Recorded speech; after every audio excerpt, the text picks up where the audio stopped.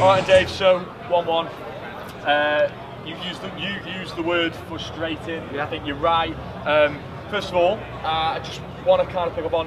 Do you think that was more a case of Huddersfield came and did what Huddersfield was supposed to do? You know, slowing the game down, blocking off those passes, starving us a little bit, or was it a case that individually we were very poor and that meant as a collective we were poor too? Bit of both. But first of all, that's their methodology. That's their MO. It's what they do. It was basically basic, if you see what I'm saying. It was 2 banks of 4, is what it was. It was actually 5 and 4, but in principle, it was what teams have been doing at this ground for time immemorial, is 2 banks of 4.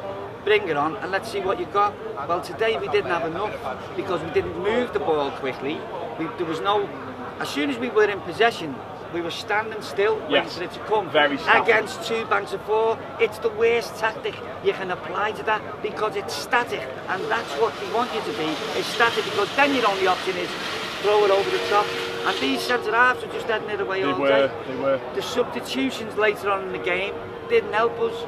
To take Digney off for another left-back, if he'd have been having a mare and you wanted to replace him with England's previous left-back, I'd have got the logic. He wasn't. He was one of our best players. So do you think that was an injury then or not? Because I just think he hasn't had enough time on. No, the other factor is I'll come back to Digney, but the other factor is we've got 3 players out of the 5 we signed who are yet to, apart from Bernard at 10 minutes at Bournemouth, they're not playing.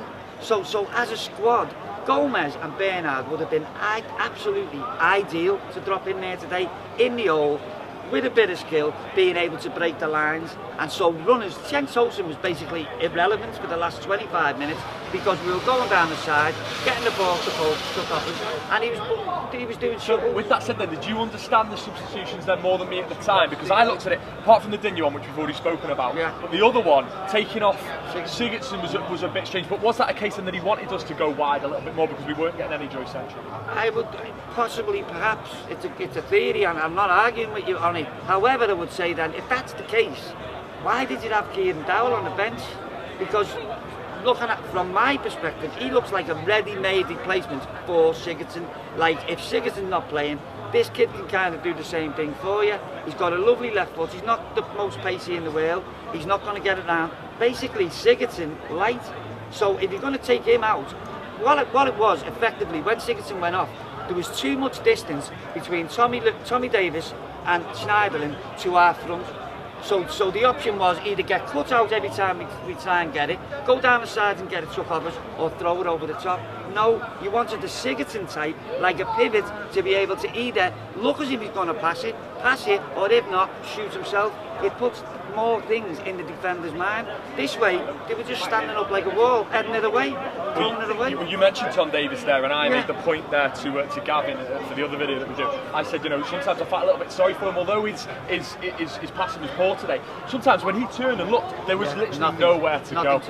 And you know, and did you make that observation as well? Then? Yeah, I'm not blaming Tommy Davies today. Loads of people get in his case, but if you're going to look, first of all, this is again my personal opinion, you can agree or disagree, I'm not placing any expectations on them this season because of where we were last season, how dire, how rank, how completely out of ideas, shape and format we were. So I've seen positivity this season. However, today was it wasn't a step backwards, but it also wasn't a step forward. It was frustrating. So I'm expecting these now to go away. Because he's been good, Silver, in that you can see he's addressed things what were wrong from last season.